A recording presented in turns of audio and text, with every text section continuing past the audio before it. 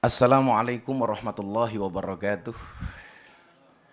Salam sejahtera untuk kita semuanya. Salam Bapak Gubernur Mas Anies Baswedan yang saya hormati, Sekjen PBNU, mentor saya, jajaran Forkombinda, dan terlebih kepada sahabat saya, pendeta muda, Bro Johan Sunarto. Jadi ini perpaduan antara Cina dan Jawa. Kalau Sunarto itu pasti Jawa. Serta semua jemaat yang hadir yang berbahagia.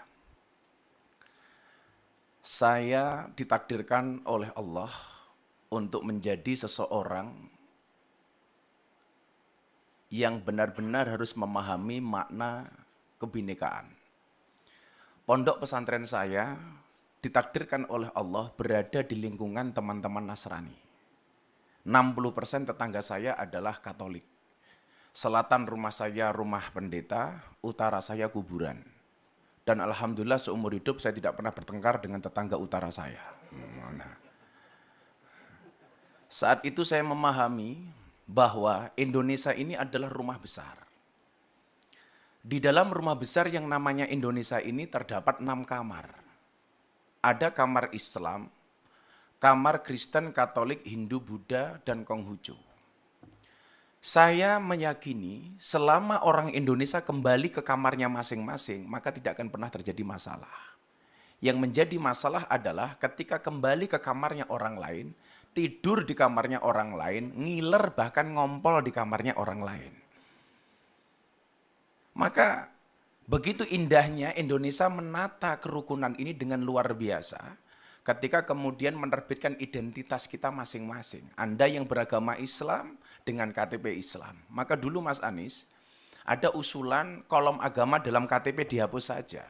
Karena dianggap ini awal dari diskriminasi. Justru saya sebaliknya. Menurut saya kolom agama dalam KTP tetap harus dipertahankan. Anda sebagai umat Kristiani berbanggalah dengan KTP-mu.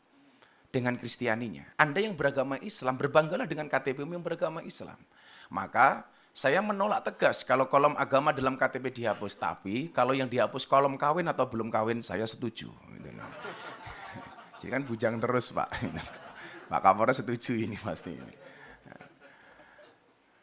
Tapi juga kemudian ada yang memahami toleransi secara kebablasan. Saya kasih contoh misalnya, ada orang yang mengatakan semua agama itu benar titik. Saya pikir kalimat ini tepat tapi kurang lengkap. Bagi saya yang benar adalah semua agama itu benar bagi penganutnya. Kenapa harus tambahkan penganutnya? Kalau semua agama itu benar titik, saya khawatir nanti pendeta Johan tiap hari ganti agama. Ini kan. Kenapa? Karena dengan gampangnya kita meremehkan, toh semuanya benar kok.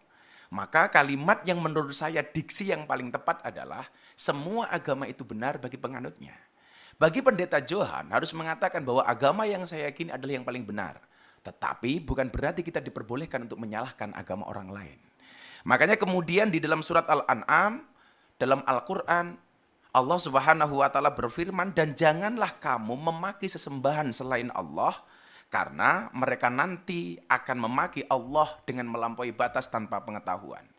Sederhananya adalah kalau kamu tidak mau agamamu dihina oleh orang lain, maka jangan pernah kamu menghina agama orang lain.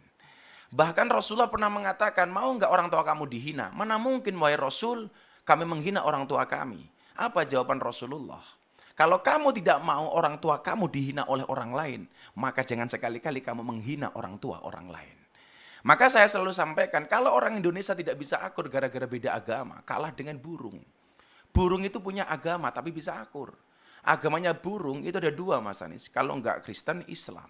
Burung Kristen buktinya ada burung gereja. Burung Islam ada burung namanya emprit kaji. Emprit kaji itu burung emprit yang kepalanya putih. Itu namanya emprit kaji. Tapi kalau ikan, Pak Kapolres, agamanya pasti Katolik. Buktinya yang paling besar namanya paus. Nah, gitulah kira-kira. Bahkan burung gereja itu sering tinggal di masjid. Karena saya dulu ketika di pondok, saya sering makan burung gereja. Burung gereja tinggalnya di masjid. Nggak ada tulisan burung gereja dilarang masuk, itu nggak ada Pak. Maka inilah saya pikir indahnya Indonesia. Yang kemudian Semua kebebasan di dalam beragama dengan menjaga toleransinya yang tertuang di dalam Pancasila dengan Bhinneka Tunggal Ikanya. Maka sekali lagi, kalau kemudian kita bisa kembali ke kamarnya masing-masing, tidak akan terjadi masalah. Ingat Bapak Ibu, saya mencatat, toleransi menjadi sulit ketika orang lupa bahwa beragama itu untuk mengatur diri sendiri, bukan mengatur orang lain. Banyak orang beragama yang bahkan belum menggenapi pelaksanaan nilai agama untuk dirinya sendiri, tapi sibuk ngurusi perilaku orang lain. Tentunya ini kurang dibenarkan. Maka begitu indahnya hubungan saya dengan kawan-kawan Nasrani di pondok saya sampaikan barangkali Mas Anies, di tempat saya itu kalau ada orang Nasrani meninggal, mereka sembahyangan untuk mendoakan almarhum. Kita yang Muslim datang Mas, di belakang. Kita nungguin, begitu nanti jatahnya makan, kita makan bareng. Ketika ada orang Islam meninggal dunia, kita tahlilan, teman-teman jemaat gereja nunggu di belakang. Ketika jatahnya makan-makan, kita makan bareng. Akidahnya tetap masing-masing, tetapi muamalahnya bisa kita lakukan bareng-bareng. Kalau Idul Fitri seperti ini, kawan-kawan saya Nasrani masak Pak. Hasil masakannya dibagi ke semua warga kampung, baik yang beragama Islam maupun yang beragama Nasrani. Begitu Natal tiba, kawan-kawan Islam gantian yang masak, dibagi ke seluruh kampung. Maka saya teringat kemudian dengan cerita Nabi Ibrahim alaihissalam ketika masak kemudian tetangganya dipanggil. Nabi Ibrahim itu dikasih gelar kekasihnya Allah gara-gara suka traktir orang. Bulan Ramadan ini saya belum ditraktir sama Mas Anies, belum.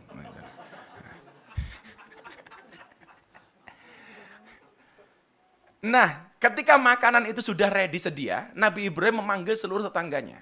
Lucunya saat itu Nabi Ibrahim, ketika orang itu mau makan, ditanya dulu.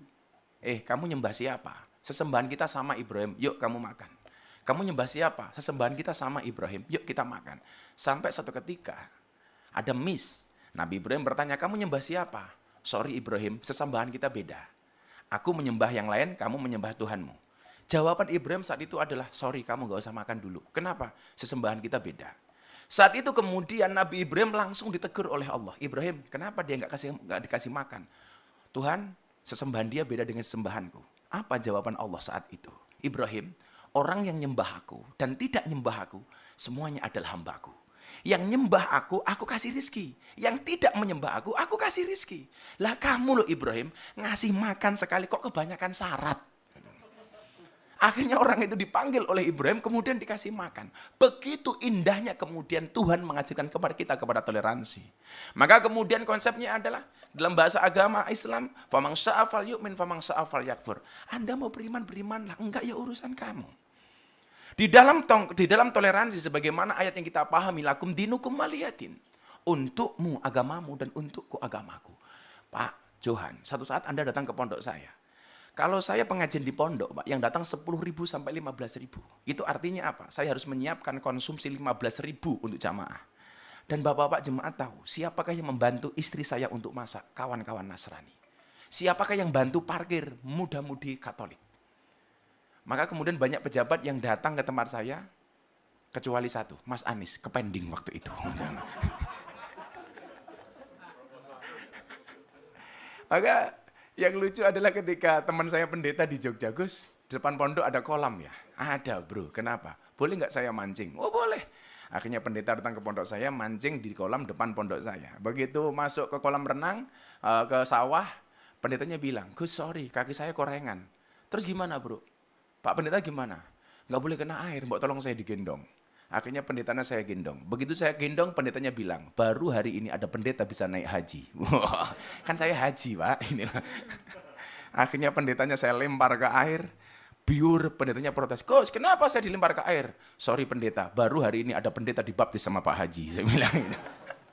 Begitu indahnya Indonesia ketika kemudian kita saling menghormati.